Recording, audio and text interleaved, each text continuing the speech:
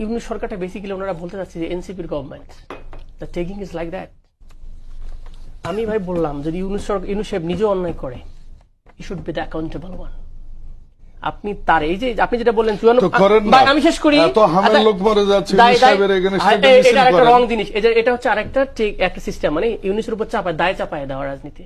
ইউনিস সাহেব কোন কোন জায়গায় এখানে করছে পারচেজ করার ক্ষেত্রে বলেন ভিজিবিলিটি, আমরা তো দেখলাম হুয়ের কাহিনী আলটিমেটলি কখনোই বাংলাদেশের টিকা শর্ট ছিল না, এবং এখনকার যে টিকা দেওয়া হচ্ছে ইউনিস সাহেবের কেনার টিকা, ওটা বলবে ওনারা টিকা কেনার জন্য কেবল গেছে, কার টিকা গুলো দিচ্ছেন এখন স্টোরেজ করে 15 লাখ ইউনিট হিসেবে, আমি ইউনিসের পক্ষে বলতেছি না, এটা কেনা ছিল। সুতরাং এটা দেখাচ্ছে কি যেহেতু একটা আমরা ক্রাইসিস সিস্টেম ম্যানেজ করতে পারতেছে না, এটা ঘটে গেছে, ইউনিট হিসেবে দায় চাপায় দেন, যদি ইউনিট সাহেব করেন। সুতরাং এই যে ইউনিসকে চাপায় দেওয়ার একটা আন্ডারস্ট্যান্ডিং, এটা আমি যেটা দেখতেছি পার্টিকুলারলি ইউনুস বলতে ইউনুস না, আমি এখন দেখতেছি বাট আওয়ামী লীগের এবং সুপা কিছু আওয়ামী লীগ বুদ্ধিজীবী সুডো আকারে এখন বিএনপি সাজার চেষ্টা করতেছে বা এখন নিউট্রাল সাজার চেষ্টা করতেছে।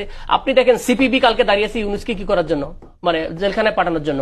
আজকে ছাত্র ইউনিয়ন দেখলাম আমরা, মেঘবল্লা বসুরা, হোয়াটস ইস্যু হলে 5 আগস্টের পরে যে গভর্নমেন্ট ছিল, জুলাই অভ্যুত্থান ছিল, জুলাই বা মুভমেন্ট যেটা ছিল, এইটাকে একটা এমন ভাবে টেকিং করা, এটা একটা খুব খারাপ ছিল, ক্ষতিকর ছিল, এটা আওয়ামী লীগের বয়ান।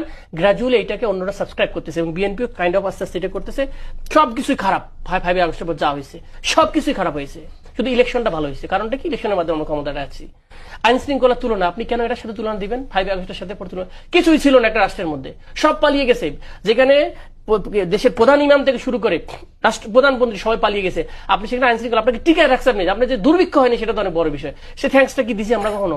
ডেফিনেটলি তাদের উইকনেস তো অনেক ছিল। তাহলে আপনি ডেমোক্রেটিক ওয়েতে আসছেন, সব বলতেছেন, দাবি করতেছেন, তাহলে আপনি ভালো আছেন। আপনার কম্পিটিশনটা কি ওর্সের সাথে কম্পারিজন করে, উনি নিজেই বলে যে আমি ওর্সের সাথে করবো না, 54 বছরের যে গদবাদ স্টাইলের কথা। তো আপনি ভালো দেখান, ভালো দেখাইতে পারলেন না। তো আমি যেটা বলছিলাম, আপনি একটা ধরেন একটা জিনিস বিচারহীনতা যে হয়, আমি উদাহরণ দিলাম, আপনি যে চিটং কলেজে যেখানে পায়ে কূপ দিয়ে ছিঁড়ে ফেললো, একজন অ্যারেস্ট হয়েছে।